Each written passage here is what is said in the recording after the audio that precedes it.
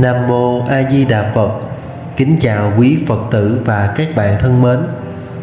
Trong mỗi phút giây yên lặng giữa dòng đời hối hả này, có bao giờ bạn tự hỏi rằng trước khi sinh ra ta là ai? Một câu hỏi không chỉ dành cho triết gia hay thiền giả, mà cũng dành cho mỗi chúng ta, những người đang đi qua trăm năm nhân thế với muôn nỗi thăng trầm. Đức Phật đã từng dạy rằng thân này là giả hợp, là duyên khởi, nhưng trong lớp áo thân xác ấy có phải còn đó một chân tâm chưa từng sinh diệt? Có phải có một bản thể thanh tịnh mà đời này ta đã lãng quên? Hôm nay xin mời quý vị cùng trở về với lời Phật dạy trong Tịnh Độ Tông, chiêm nghiệm về câu hỏi muôn đời: trước khi sanh ra ta là ai? Trong Kinh Lăng Nghiêm, Đức Phật hỏi A Nan rằng: cái biết thấy, nghe thấy hay hiểu kia phải chăng từ thân mà có? Câu hỏi như tiếng chuông đánh thức giấc mộng dài. Thân này là huyễn hóa, là duyên hợp từ đất, nước, gió và lửa. Nhưng cái biết, cái tâm linh tri không sinh không diệt, là cái vốn chẳng từ thân, cũng chẳng lìa thân.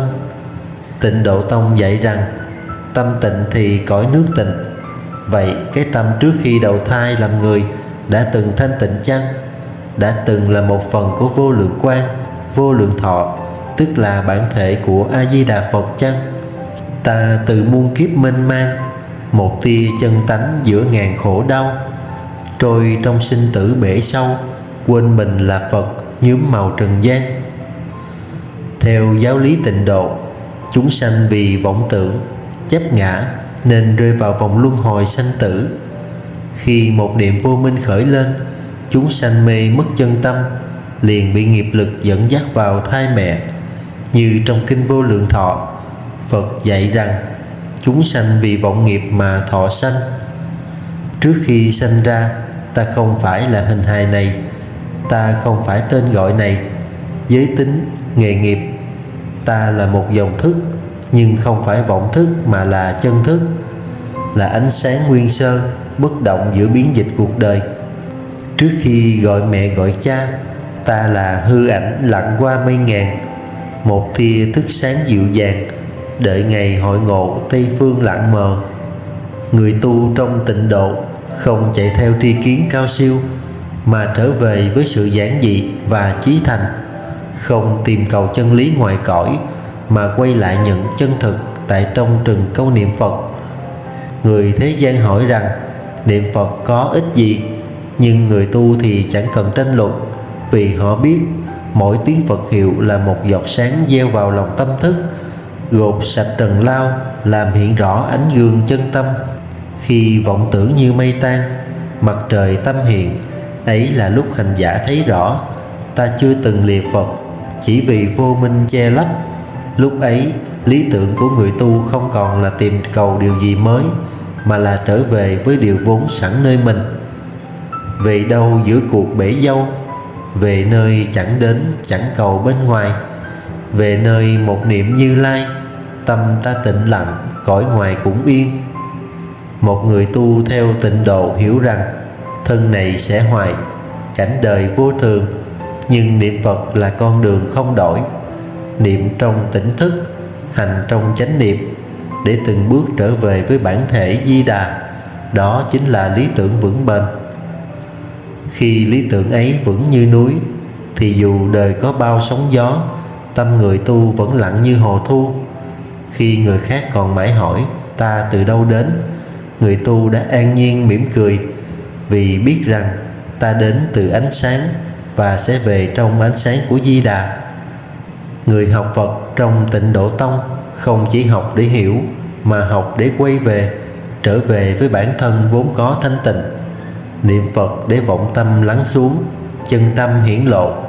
Khi một hành giả chí thành niệm Nam Mô A Di Đà Phật, tức là trở về với ánh sáng bổn nguyện của mình, chính là trước khi sanh ta là ai. Niệm Phật không phải cầu cho thân này khỏe mạnh, mà cầu cho tâm mình sạch vọng. Khi vọng tâm lặng, chân tâm hiển lộ, lúc ấy chính là nhận ra cái ta chưa từng sinh diệt. Ai ơi đừng hỏi chi xa, niệm câu Phật hiệu thấy ta hiện tiền. Chân như chẳng ở nơi miền, ngay trong hơi thở vạn nguyên chân thường. Theo lời Phật A Di Đà phát nguyện trong 48 lời đại nguyện, Ngài lập nên cõi cực lạc để đón tiếp chúng sanh chí thành niệm Phật. Người niệm Phật vãng sanh không phải mang theo thân phàm, mà là mang theo thức tâm, và chính cái tâm ấy là nhân tố quyết định có vãng sanh hay không. Nếu hỏi trước khi sanh ta là ai, thì câu trả lời có thể là: ta là một vị Bồ Tát đang lạc trong mộng, nay tỉnh giấc, nhớ hồng danh Phật hiệu, ta tìm lại quê xưa là cực lạc, nơi không còn sanh diệt và khổ đau. Một niệm về Phật sáng trong, xóa mờ dấu vết bụi hồng trần ai. Quê xưa không cách xa Ngài, chỉ do mê muội tự bài ngăn ngăn. Cõi tịnh độ không phải là nơi huyễn hoặc trong tưởng tượng. Theo lời Phật dạy trong Kinh A Di Đà và Kinh Vô Lượng Thọ, đó là một thế giới có thật, thanh tịnh, không có sanh lão bệnh tử, không còn phiền não khổ đau. Nơi đó không còn bóng dáng của vô minh, không còn nỗi sợ hãi cái chết. Chúng sanh ở đó thân bằng kim sắt, sống cùng các vị Bồ Tát, ngày ngày nghe pháp niệm Phật, tiến tu không thói chuyển. Cõi ấy không xa xôi. Phật nói cách đây 10 muôn ức cõi, nhưng thực ra chỉ cách một niệm chí thành. Vì sao vậy? Vì tâm ta tạo ra cảnh giới, tâm tịnh thì thấy cảnh tịnh. Nếu tâm niệm Phật nhất hướng, không gián đoạn, thì cảnh giới tịnh độ đã khởi trong tâm này, không cần đợi đến khi chết mới thấy. Không xa là cõi Di Đà, một câu niệm Phật cách xa tiêu mòn.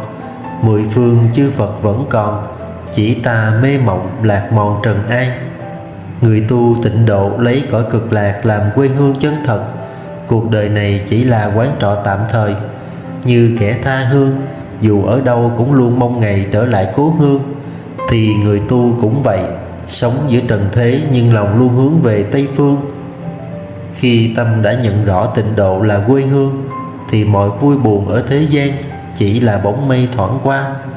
Người tu sẽ không còn bị lôi kéo bởi danh lợi, không còn lo lắng chuyện được mất, bởi họ biết rằng mình đang đi về một nơi vĩnh hằng an lạc và thanh tịnh. Quê xưa chẳng phải trần gian, mà là tịnh độ huy hoàng sáng trong. Người mê xây mộng hư không, người tu hướng Phật thông dong trở về. Tịnh độ không chỉ ở phương Tây, mà còn ở nơi tâm ta tịnh. A Di Đà Phật không chỉ là một vị Phật ngoài ta, mà còn là tự tánh Di Đà, tức là bản thể Phật nơi chính mình. Vậy trước khi ta có hình hài này, ta là ai? Ta là Phật chưa thành. Chính lời dạy trong Kinh Hoa Nghiêm: tất cả chúng sanh đều có Phật tánh. Khi hiểu được điều ấy, người hành giả không còn tìm cầu bên ngoài.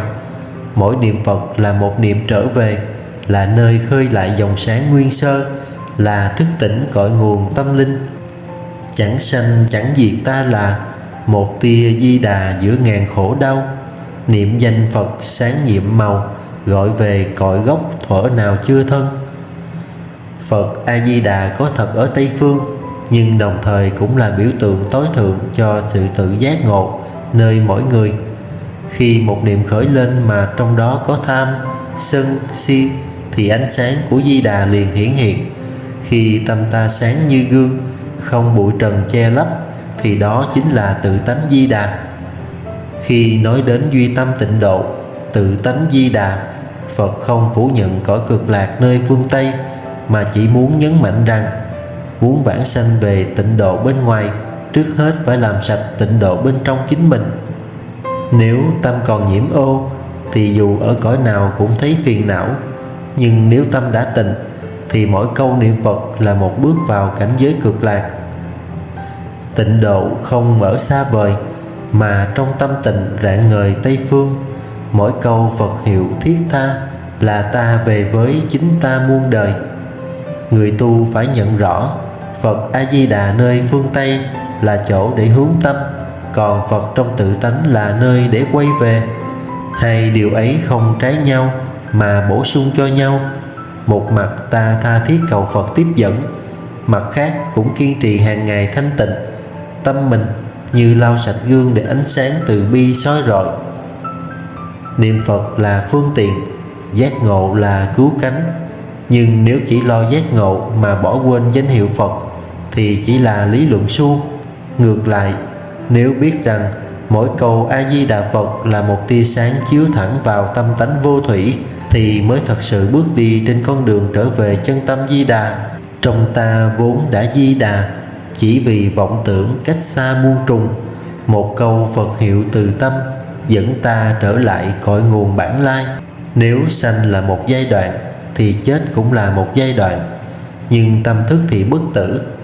Người niệm Phật khi lâm chung, tâm không loạn, tín nguyện đầy đủ, được Phật tiếp dẫn vãng sanh cực lạc. Chính là lúc rũ bỏ lớp áo thân xác này, trở về với bản thể chân thật. Đức Phật không giảng để ta tin, mà để ta hành trì và thấy rằng, và nếu ta thấy được ta chưa từng sanh diệt thì cái chết không còn là điều đáng sợ. Mở tay khi đến cuộc đời, nhắm mắt nhẹ bước chẳng rời chân như. Vãng sanh chẳng phải thiên thư, mà là quay lại tâm xưa chưa mờ. Trước khi sanh ta là ai, không phải câu hỏi để bàn luận, mà là để tu tập. Khi ta nhất tâm niệm Phật, vọng tưởng tan, thì cái biết không sinh diệt sẽ hiển lộ. Đó là bản lai diện mục, khuôn mặt thật của ta trước khi cha mẹ sinh ra. Mỗi câu Nam Mô A Di Đà Phật là một bước để trở về với chính mình. Một đời lạc giữa phù sinh, mới hay niệm Phật chính mình là đây. Di Đà chẳng ở đâu tày, mà trong tâm niệm mỗi ngày sáng trong. Thưa quý vị, khi đặt câu hỏi trước khi sanh ta là ai, ta không chỉ tìm một câu trả lời, mà là tìm đường trở về. Đường ấy không xa, mà gần ngay trong từng hơi thở, từng tiếng niệm Phật. Đức Phật A Di Đà không hề xa cách, mà luôn hiện diện trong từng niệm chí thành của người con Phật. Trước khi sanh ta là Phật chưa thành, sau khi giác ta là Phật đã sáng. Mong rằng từ giây phút này, mỗi bước đi của quý vị sẽ là một bước về bản tâm. Mỗi lời niệm Phật là một tiếng gọi về quê hương cực lạc. Trước khi thành tiếng khóc chào, ta từng là gió là sao giữa trời. Hôm nay gột rửa bụi đời, trở về cực lạc thảnh thơi vô vàn. Nam Mô A Di Đà Phật. Con nguyện đem công đức này trang nghiêm Phật tịnh độ, trên đền 4 ơn nặng, dưới cứu khổ tam đồ. Nếu có ai thấy nghe, đều phát tâm Bồ Đề, hết một báo thân này, đồng sanh cực lạc quốc. Nam Mô Tây Phương Cực Lạc Thế Giới Đại Từ Đại Bi A Di Đà Phật.